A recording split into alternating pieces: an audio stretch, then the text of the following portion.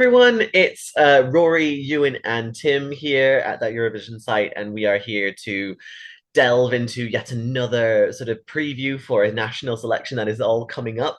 This time around, we are going to be talking about Eesti Laul, Estonia's national selection for Eurovision 2023. This time around, we have 20 acts competing in the semi-finals with 10, I think, or 12 from each semi-final. No, 12 from each semi-final. What? Sorry, 12 from in all the semi-finals going forward to the final, with one song obviously going on to represent Estonia in Liverpool in 2023. So I think the first thing we might as well just jump straight into it. We've listened to all of the 20 songs, each of us. So I want to sort of just get a bit of a general idea. What have you made of the quality of the songs that are taking part in this year's selection? Starting things off, what I'll say is listening to this, it looks like they were gearing a few people to make sure that they get into the final. Because from what I've heard, it looks as if some of them are just filler, which what I get from other national finals. Overall as a package, there's a good variety in there. A lot of Estonian language entries, which is a big plus because we rarely get Estonian entries, so that's a good thing. And the genre as well is much more mixed. So there's a bit more than the usual pop song, if you get what I mean. So overall, for me, there's a good range, and there's a few where I can fight for their case to represent Estonia, but we'll delve into that later. But that's it for me. So I really like the quality of the songs this year. As Tim said, there's quite a good variety of songs. What I am disappointed in sort of the quality side of things is like a few years ago, Estonia was really regarded as sort of like at the forefront of putting some really alternative, unique entries in there. And although there is great songs in this national final, there's not really that much of the sort of edgy alternative really things at the forefront, and that's what I'm a little bit sad at. Um, and also there's so many songs that here that I like or just like listening to, but I feel like there's too many that are just good enough to listen to. There's not enough striking ones that appeal to a niche. But overall, I think it is a great quality NF, and there are some pretty fantastic songs in here, which again, yeah, we'll get onto later. Yeah, I've got to like echo what everyone else has been saying. I think, Estonia has always been trying to see Eesti Laul since sort of its inception, that it's not so much a competition for Eurovision, it's more so a representation of the music scene in Estonia. And as you can see from a couple of our interviews that we've already been doing over on our website and in the videos that we have on here, a lot of the artists don't necessarily see Eurovision as the goal. They're more seeing it as the chance to get exposure and have the chance to sort of get their name out to a local and national audience, which is fantastic. In terms of the quality, I really do enjoy that. Like, there is a lot of diversity in here. You've got rock, you've got post punk, you've got pop, you've got sort of ethereal K-pop kind of J-pop style songs. Like, you've got a wide variety. You've got alternative as well. I will say though, sort of echoing Ewan's point, there used to be a lot more experimentation in Eesti Laul, and this time around it's a lot more sort of muted. I've always seen Eesti Laul sort of either going very much left field, or B, very much sticking to contemporary pop, Spotify kind of, thing to go on a playlist whilst you're kind of zoning out, doing some background work. And this time around, there's not so much that. There's a little bit more of a focus on the contest, which I think is good. But it's hard to say when you kind of compare it to each other. We'll get into a little bit more just in a little bit, but I guess, another thing that we've kind of got to talk about whilst we're talking about the structure of Eesti Laul is that this year Eesti Laul has scrapped the quarterfinal stage that he had brought in from 2022. Do you think that was a good idea in retrospect? Because obviously now we only have half of the competing songs that we had last year. Do you think that is easier for us as Eurovision fans, or is it easier for the Estonian public as well? I think for me, it was a good decision, just mainly for the fact that I think there's more decisiveness on the side of things, whereas, okay, I think the main reason why they put the quarterfinal is I think like they couldn't really decide, but I think the quality of the songs made it much easier to like narrow it down to just 20 songs. And what I'll say is that last year, when I did say this, when they had 40 songs, it was very difficult to judge the merit on just a music video. Like here, we've got a live performance to judge it on. So I think, I mean, it's just a norm that we wouldn't know what if we've lost out on, but it's good to think that, it's been already been compressed for us. It makes it easier for us. You don't need a lot of songs. There's that one song, that one good song in there that will be going to Liverpool regardless. So the fact that they made the squashed it to 20, it's more than okay. Like we don't need more. Quality over quantity. I'm in agreement with Tim. Like I am a huge fan of like long, elaborate, over the top, unnecessary lengthy selections, but I feel like Eesti Laul doesn't need it. 40 songs this year was just too many. There's just so much padding. Like the length of the contest should really be reflected in the quality of the songs.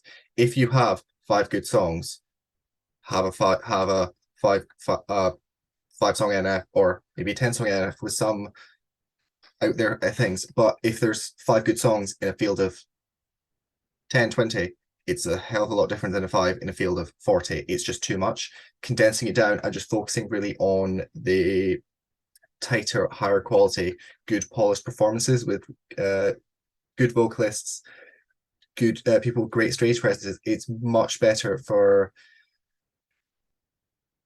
just Estonian Eurovision in general, because there's no point just like padding out and just having something, because you can't end when you pad it out, you do end up missing the good and ending up with something really padded and not that should doesn't deserve to be there, which I think very unlikely to do this year because it's a much tighter contest. Yeah, I think it's hard to say because obviously, I think Eesti Laul had brought in the quarterfinal stages as part of a massive celebration of some sort. There was some big anniversary, I feel, at ERR, Estonia's public broadcaster last year, which I believe was part of the reason why they brought in quarterfinals in the same way that say NRK did with Norway in Melody Grand Prix. They brought in different regions of Norway. This year, though, I think you won't really know how effective it is until you try it. And in 2022, it was just so hard to follow as a national selection. And a lot of people had got attached to a lot of these songs that ended up not qualifying even for the semifinals to begin with. I mean, the main case in point that I see all the time is Ariadne's Can't Be Friends. Like that one, everyone was like, oh my God, this needs to go to Turin. And then it got eliminated in the first like stage of the competition. And it's great to see that Estonia has managed to pull it back. Because the only other sort of current national selection that we see having such a massive amount of songs taking part is Malta this year with their 40 Eurovision songs. However, the difference between Malta and Estonia was that Malta is actually going to give us actual live performances to judge off, whereas with a music video, it's just practically impossible. So I think they realized, after that 1 year that it was a lot more technically hard to kind of pull off, and people can get attached to songs so easily, and maybe kind of reverting back to the old selection process was actually a better idea, because at least then it's more reflective of the quality, and it's not so much going to be, overshot with these kind of dramatic songs that could take away the possibility of a really good song managing to make it through. You just don't know how the public will vote. That's the problem.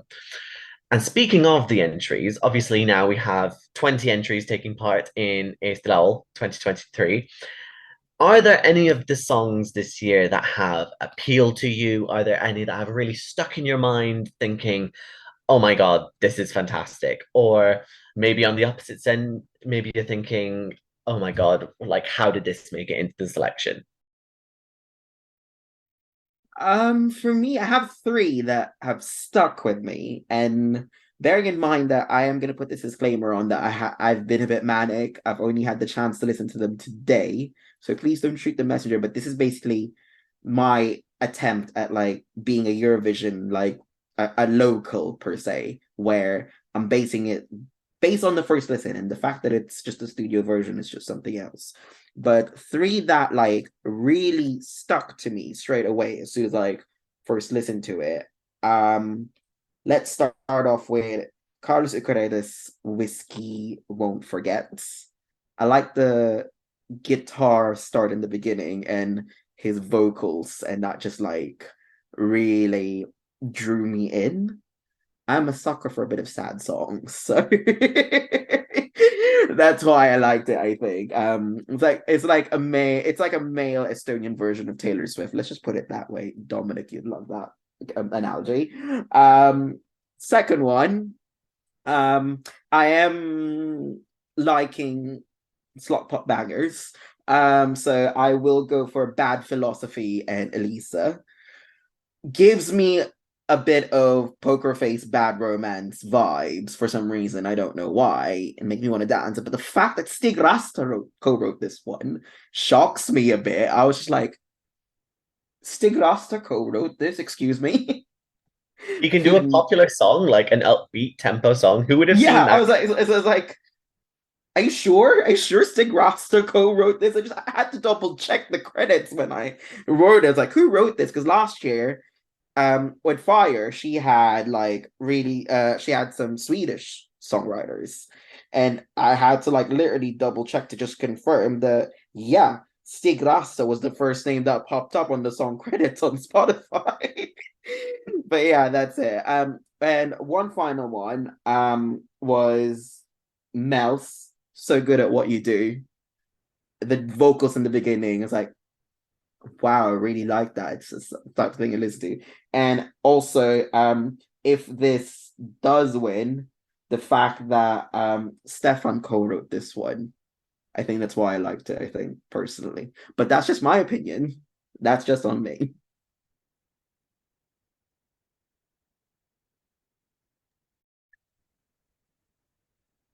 So I've also got three that stuck in my head. There is one that stuck in my head for the wrong reasons.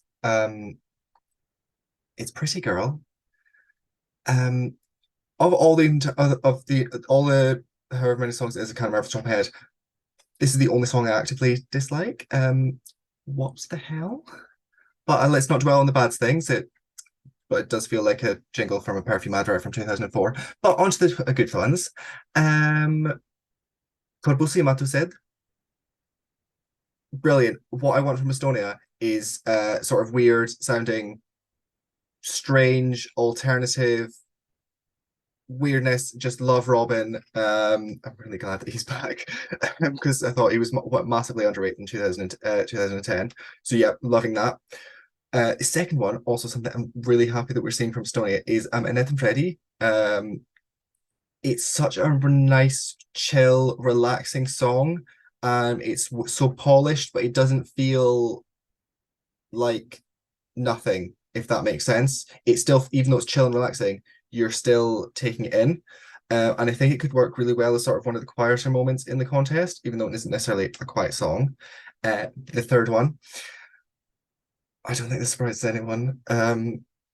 It's a male song, a ballad with a piano. It's literally everything. It's everything I want in a song. It's Yannick's House of Glass. It's just perfect, and I love it, and it will probably show up to my top three if it were to win. So yeah, that's those ones that stick out for me. Well, I mean, what a fantastic definitions, honestly. I love it. So yeah, there were three again for me that stuck out. I'll add another one, not so much in a bad sense, just so much of more of a troll, I'd like to say. But the three that I really, really like are Melik Tuju. I've seen a lot of people, at least in the local Estonian community, say that this is like the joke entry of 2023. And I would highly, highly disagree. It's I feel like it's very influenced by sort of Britpop back in the 1980s, 1990s, in that kind of band level, but obviously a little bit more popified for Eurovision. But it slaps. It's the only way I can really say it sounds so good. You could easily hear it on the radio, at least here in the UK. And the music video for it, I absolutely love. The awkwardness of everything, I think it really hits really well. Um, it, I could go on for hours about how good the song is and its indiness and its willingness to actually just stand out from the crowd, because all the other ones, like all the other rock entries in this, are like so hard. They're so harsh as well to listen to. Obviously, if you're not like used to or acclimated to rock, like some of the songs like Ollie, Venom, and maybe even Bedwetters as well, like I would say that they're quite hard to listen to if you're not used to rock. And I'm not a rock person, as if you couldn't tell. So yeah, Melik, a massive fan. Another one I have to say also, Robin, Kurpuse Matu said, I love the chaos, and like it's so left field, kooky, weird. I love it. It's so good. And back in 2010 when he was part of Malcolm Lincoln, I think it was so fantastic. He had a chance, and again, criminally underrated in Oslo. I don't see why, if a song like Siren was sent nowadays, it definitely would have been a lot more appreciated. I think it was just too ahead of its time.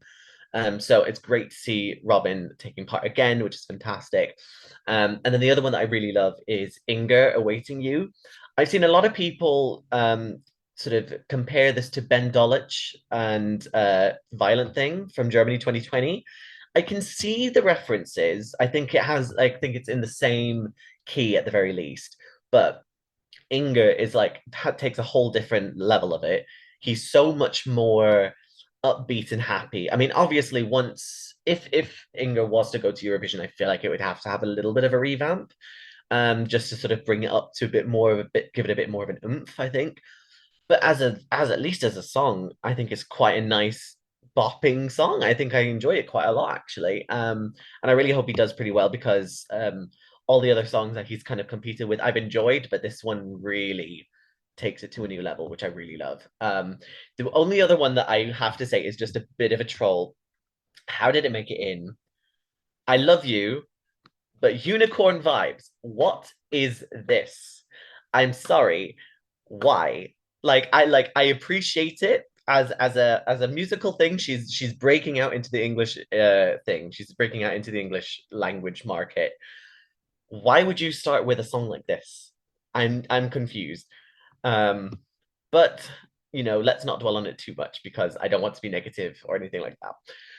So obviously, we've listed a few of our favorite entries, but out of all of the competing entries in Eesti Laul, are there any songs that stand out to you that could lead to a good result for Estonia if they did select it to go to Eurovision?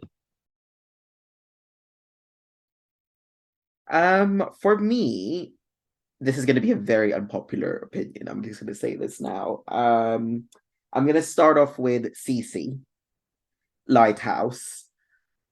I don't think it's a song that people would listen to in studio, but when CC performs it, it would be elevated. I feel like the studio cut doesn't do it justice. That's why it's not seen as like a front runner by everyone, because studio cut might be a bit meh.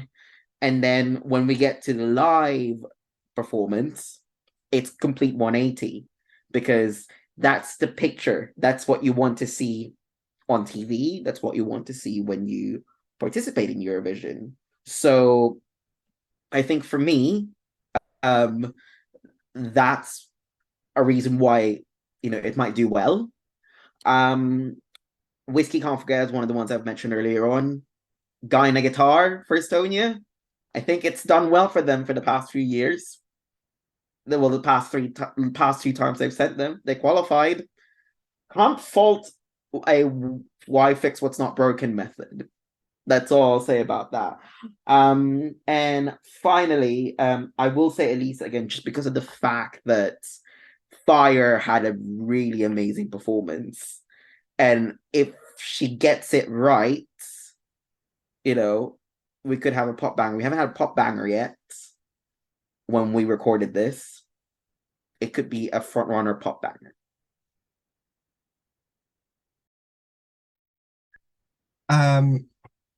Just actually to echo Tim, I'm thinking Lighthouse as well. I do think CC is capable of like really elevating the performance. It's not something that I think they could do super, super well, but like maybe lower 10th place. Another one, which I think might be quite unpopular opinion, Aig, um, by Lina Lack and Bonzo. I think it's something that could work quite well as a quiet moment as well, and just really just stand out in a very sharp year. I know that's an incredibly unpopular opinion, just by your reactions. Next one. Oh, which one was sorry? I just moved my notes. Alika's Bridges. I really think with a good staging, that's something that could end up top five. She's got a great vocals, it's got a good hook, and it just needs that staging. And the last one, House of Glass. I just think it's something that could like scrape the top five. I really don't think there is anything in the current SLL selection that is a potential winner. Of course, we are speaking like right at the start of national final. We have two songs. I did have to think about that's quite bad. So obviously things could change, but I'm really not seeing something that's really punching for that win. But you never know, it might be a really open year. But I think probably the best bets would be House of Glass or Bridges. Yeah, I was gonna echo, yeah, Bridges is definitely one of the songs that I pegged that immediately would stand out to give at least like left hand side of the scoreboard if it qualified kind of thing. I've seen most people basically say that it's either down to Alika or CC. And if it was down to me, I would pick CC out of both of those. I think, CC has been shown to prove time and time again that an all right song in the studio version can be elevated to a whole new level in the live performance.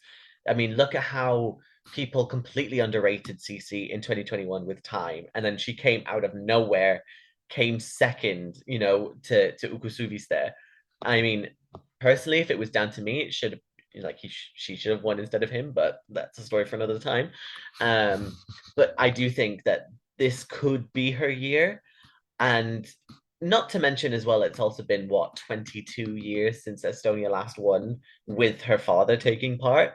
I do think it might be worth that, to stop her from becoming the sort of Rolf Rosalu sort of people who just keep coming back over and over and over again. They want to try and at least have some level of people who manage to make it on their X attempt.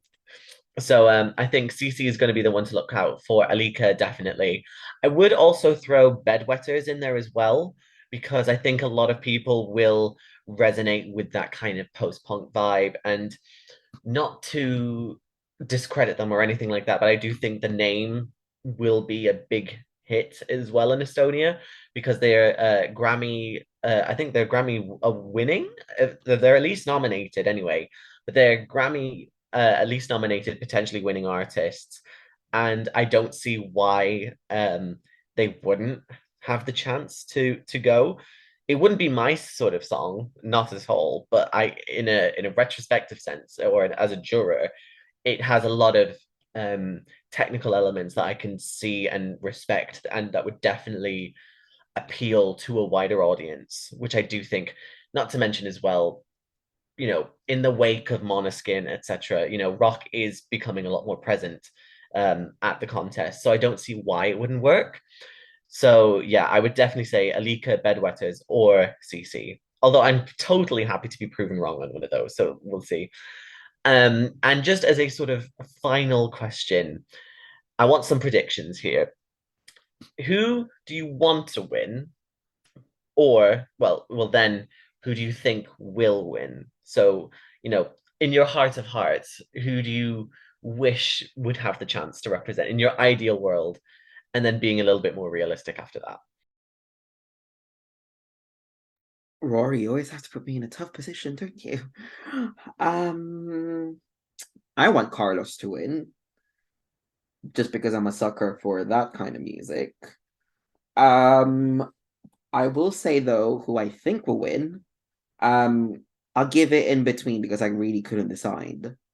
CC or Else between the two of them because I think they've got the strongest songs out of the two. But I'm always proven wrong at these things, anyways. I have a horrific track record, so let's face it, I'm never going to be able to guess properly. But for me personally, I think Carlos is a good shout of winning, or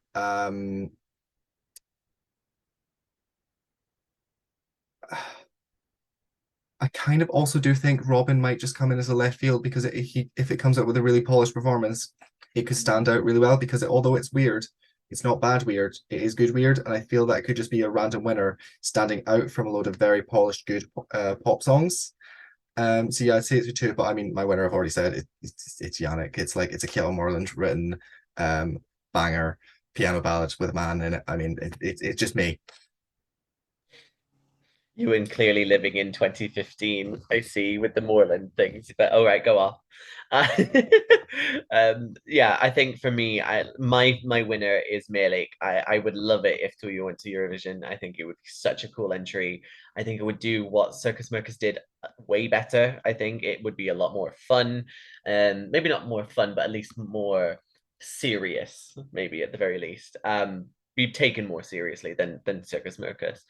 But if it came down to who I think will win, I think it'll be Cece. I think it's her time. It's not her best song, in my personal opinion. I think that was time, but Lighthouse does hit off in the right ways, and I think it has the potential, the best staging potential for a massive stage. And with a voice like hers, she could easily, fill the arena in Liverpool with no problem, no ease. Well, sorry, with lots of ease, should I say? But yeah, so in my heart of hearts, I would love to if Meili came in, but I can totally understand it if CC wins. I will be fully prepared for a left wing, left field winner. Who knows what will happen because Estonia is sometimes prone to kind of going for a bit of a wild card, but you never know. So have to see how we get on. But yes, so with that, all of that, we can only really wish everyone the best of luck. As we are recording this, Eesti Laul will be taking place next week. The semi-finals will be anyway, on the 12th and the 14th of January. And then after that, we have a whole month to wait until the final, which will be on the 11th of February, Super Saturday. And I think we're all going to have to get a lot of sleep ahead of that night, I think, 100%. But yes, so, you've heard what we think.